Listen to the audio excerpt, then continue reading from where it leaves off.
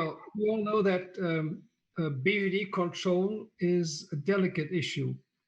It has taken a long time to develop strategies to control BVD systematically. And we know that it takes a lot of awareness and discipline on the side of the farmer, but also on the side of the vet.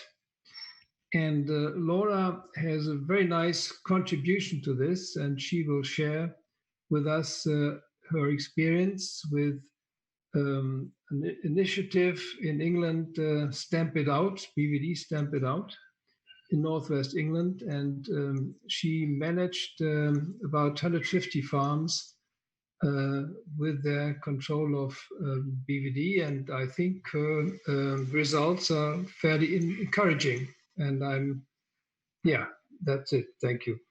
Thank you. Laura, can you hear us? Yeah, thank you very much. Okay, we can hear you. That's great. So the stage is yours. So I'll tell you a little bit about myself and then the context of the Stamp It Out scheme, how we ran it, and then the impact it has had. So I'm a dairy farmer's daughter from Cheshire, which is in Northwest England. I qualified from Bristol Vet School in 2009, and I've been part of a team of 16 farm vets at Nantwich Farm Vets since 2009. We look after just under 50,000 adult dairy cattle. I achieved my certificate in advanced veterinary practice cattle in 2014, and my main interests lie in cattle surgery and infectious diseases. I'm a BCVA Yoni's advisor and more recently the BVD champion for Nantwich Farm Vets. I've completed the BVD Stamp It Out scheme for 150 clients between 2018 and 2020. Next slide, please. So in 2018, a £5.7 million funding package was made available by the EU to help farmers in England tackle the BVD virus. So the Stamp It Out project was designed to bring like-minded individuals together with the aim of working towards eradicating BVD on their farms and hence reducing the disease in the national herd. So we were really pleased to achieve the funding, to secure funding for 150 of Nantwich Farm Vets clients. So this is expected to be the highest number run by a single independent practice in England. Next slide, please. So Cheshire is notoriously a really dairy area. We've got all different systems from the New Zealand grazing herd systems to high production, fully housed herds. The farms that were included in this scheme do reflect our client base. So we had 71% were dairy, 15% beef, 13% dairy and beef, and 1% were heifer rearers. The range in the size of the farms ranged from just 5 breeding cattle up to 2,050 breeding cattle, with an average of 243 breeding cattle. So in total, we had 36,454 adult breeding cattle involved in this Stamp It Out scheme, and all these farms were in Cheshire, Staffordshire and Shropshire. Next slide, please. So there are 4 stages to the Stamp It Out scheme. Firstly, I brought groups of farmers together for an initial cluster meeting at the practice to learn about BVD. And I did group them so that the beef farmers were together and then the grazing herds were together, so that they were like-minded individuals trying to work out how they could help control BVD on their farm. So that was to teach them about BVD as a disease and then what the scheme meant for them.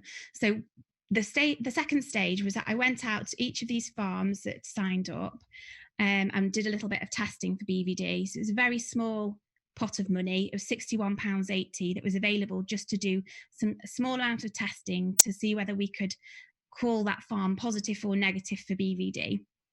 Then we went back again once we got the results and had a meeting with the farmer.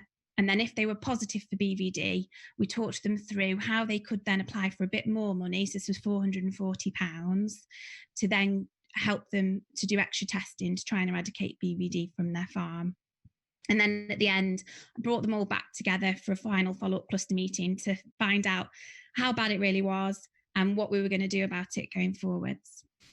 Next slide, please. So at that initial on-farm visit, the key aim was that we were trying to find out, was that herd positive or negative for BVD?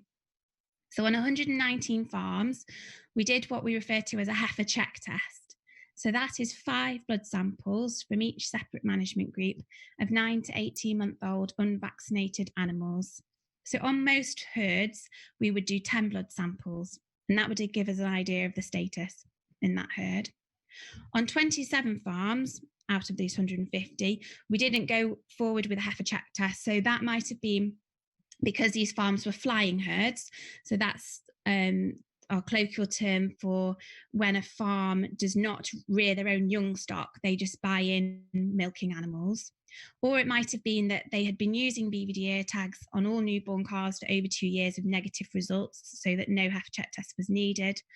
Or it could have been farms that had a known PI, so a known persistently infected BVD animal already on farm. They may have found that through a BVD ear tag. So we knew they were infected already. They could go straight to a PI hunt. And then on 4 of the farms, we did BVD antigen testing. These were your high value pedigree small beef farms that were trying to achieve checks accreditation. So that is a high health scheme in the UK that those sorts of farms would be working towards quite commonly. Next slide, please. So in total, we took over 1,000 blood samples. So just to explain this to you, on the vertical axis, we've got the number of farms, and then on the horizontal axis, we've got the number of positive BVD antibody blood samples. What I should say firstly is that 66 farms did really well and got all 10 negative for BVD. So this slide is just showing you the positive ones. So I had 15 farms with 1 positive BVD antibody sample, 5 farms with 2. At this end, if they were on vaccinated herds, it is possible that 1 or 2 positive could mean waning maternal antibodies. So we would tend to check those farms again in 30 days' time, see if we've got any more seroconversion. Then right at the other end of the spectrum, we had 8 farms that had all 10 animals had seroconverted to BVD. So in their short lifetime, they had already come across BVD, probably from a PI, which is usually the main source of infection. Next slide, please. So Boehringer Ingelheim provided a little bit of funding to run a bulk milk BVD PCR on all these farms that had signed up. So on every dairy farm, we took a milk sample, and we had 14 were positive and 100 were negative for the bulk milk BVD PCRs. And actually what was quite nice is that they did tie in really well with the heifer check testing. So we only had 1 farm that had a positive bulk milk BVD PCR, but then a negative heifer check test. Usually we were finding the positive tanks on farms that had at least 3 or more positives on the heifer check test. Next slide, please. So farms, and then click again, please. Farms were eligible for a PI hunt if they got over 3 animals with positive BVD antibodies on that check test when we did the 10 samples, or they might have had repeated positive bulk milk BVD PCRs, or they might have got evidence of BVD already from a positive ear tag. So from very early on, as soon as a farmer was told that they had a positive BVD status, we try to bring in the idea of starting vaccination straight away and then identifying and removing the PIs, which are the main source of BVD virus in the herd. So 32 PI hunts were approved, and some farmers would go straight in and blood sample all the young stock or place ear tags in all the young stock, which is quite labour intensive. What a lot of farmers chose to do was to approach this more slowly and eradicate BVD over time by placing these BVD ear tags in all the newborn calves. Then every time we found a positive, rechecking that calf a month later and then blood sampling its mother. Okay, next slide, please. So in total, we found 34 PIs on 14 different farms. We didn't find any PIs on 18 farms, which is quite similar to when the Welsh ran their Gwaredu BVD scheme, that when they did PI hunts on 50% of farms, you wouldn't find a PI.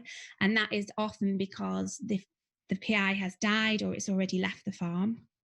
So on 5 farms, we found 1, 5 farms, we found 2, 2 farms we found 3 PIs, 1 farm we found 4, and on 1 farm, unfortunately, one of my clients had a bit of a shock that we found 9. And on all these farms, on some of the farms there was a combination of blood sampling and BVD tagging used. So I do expect, because a lot of them were using the newborn ear tag approach on these farms, we will find a few more over the coming months. Okay, next slide, please. This was an example of a PI calf that we identified. On the right, I'm sure you could have guessed that, both these animals were actually born on the same day. So that animal was culled shortly after this picture was taken. Next slide, please.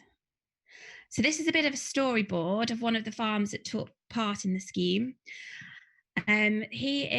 This farm is an autumn calving herd of 220 cows. They rear all their own replacements. Signed up to the BVD Stamp It Out scheme in December 2018. Herd is not vaccinated for BVD. In April 2019, we had 1 in 10 positive on the heifer check test, which did start to ring alarm bells because this was not a vaccinated herd. So where on earth had it managed to get BVD antibodies from? I went back a few months later, December 2019, and all 10 had seroconverted to BVD. So we got a 10 out of 10 BVD antibody positive result. So straight away, we went in there with the heifers and vaccinated them. I set them up on quarterly bulk milk BVD PCRs, and we did get a positive result in April 2020. So this year, we've now started blood sampling groups of heifers, and we're going to be using the BVD ear tags and newborn calves. And so far, we've identified 2 PI heifers. Funnily enough, one had just aborted, and he was umming and ahhing whether to keep her or not. So she was one of the PIs. And the other one, it was a classical animal, looked like a PI, had a funny big head. I wish I'd taken a picture of it, but he called her as quickly as I gave him the result. And we would call her a poor doer. So we are hoping to fully eradicate BVD from this farm by spring 2021. Next slide, please. So the impact that this Stamp It Out scheme has been for these 150 clients has been that they now all know their status. At that point in time, they knew whether they were positive or negative for BVD. And what we've also seen has been increased vaccine use. So in autumn 2018, we had 52% fully vaccinated for BVD, 7% had lapsed, 41% were non-vaccinators, and that has increased slightly to 61% now fully vaccinated. The main change being that those lapsed vaccinators have got back on board with vaccinating properly, and 38% are now non-vaccinators. What I would say is, interestingly, when I looked at who had to go down a PI hunt route, when I looked at their vaccination status as a whole, they had slightly lower vaccine use in the 32 farms than in the 150 farms as a whole. I just did that for my own interest, really. Next slide, please. So in England, we've only got 2 BVD vaccine products on the market now. So the red colour is the single shot live vaccine that we've got, and the green colour is the 2-shot inactivated vaccine. So there has been a slight shift in those 12 months towards the single shot live vaccine. And I think that's been explained by all my lapsed vaccinators and non-vaccinators choosing that product. And we have found PIs on fully vaccinated farms. So we have historically had a huge problem with farmers not following the vaccine protocols correctly, so leaving big vaccine gaps. And everything has got to be watertight with BVD. So hopefully with now the increase in the live 1-shot vaccine has occurred, it'll be much easier to avoid that vaccine gap that we were getting. So hopefully these PIs will not be being born. Next slide, please. The other thing that we have noticed is that there's been a huge boost to BVDFree England. This is our national database in the UK. So you have to register. Registrations have increased from 19 to 148 farms of my 150 that I took through this scheme. All those farmers are trying to achieve what's called a BVD-free test negative status. And they've got 2 ways to do that. They can either BVD ear tag and test all their newborn calves for over 2 years with negative results, or they can do that heifer check testing, so that blood sampling, usually 10 on each farm, for over 2 years with completely negative results. Next slide, please. So what I've noticed also is that there's been a really good increase in general BVD monitoring. So we have had lots of people start to use these BVD ear tags.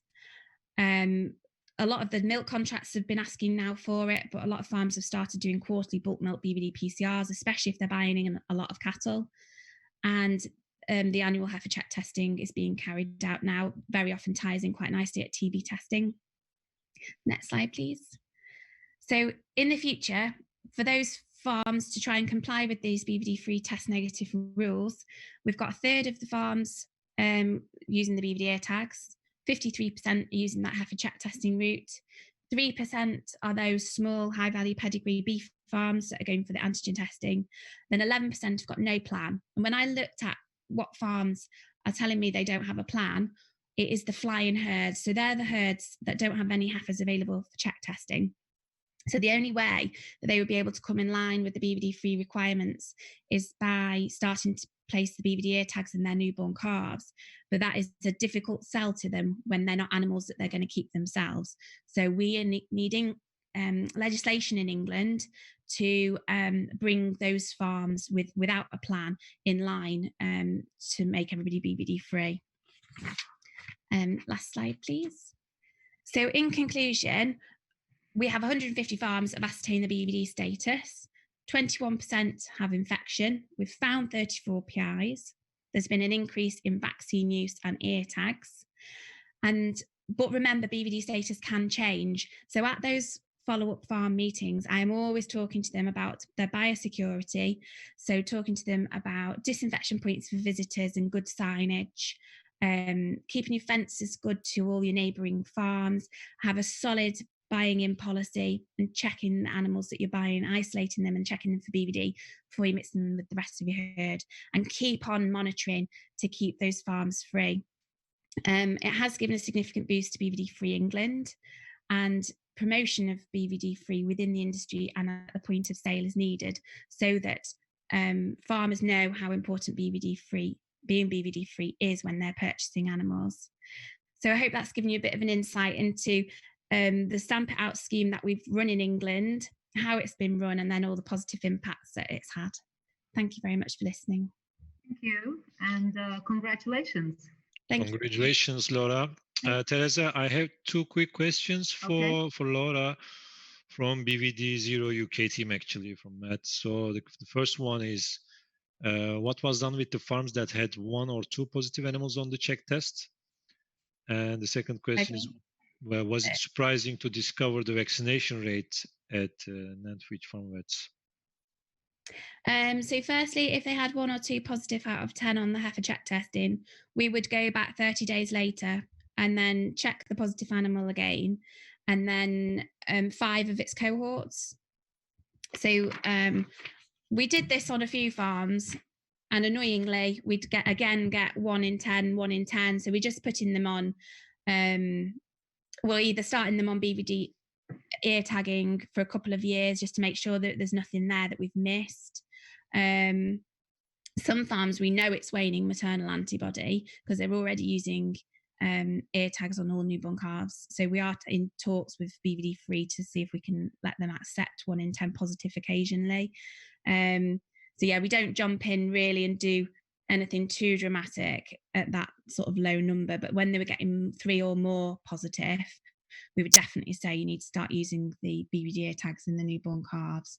Those are the ones that are being kept monitored. It's the ones that are not vaccinating that we're getting 1 or 2 in 10 that I was most worried about. Thank you very much. I hope this answers Matt's second question.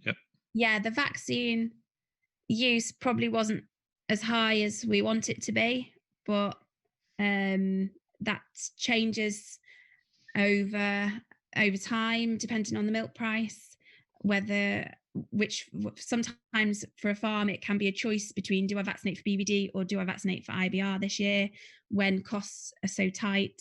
So on most of our farms they choose IBR at the moment, but that changes over time. So we're trying to advise the farms that aren't vaccinating and choose not to vaccinate to be very, very clever in trying to keep it out of their herd, because they know that it would be a disaster if BVD was to enter an unvaccinated herd.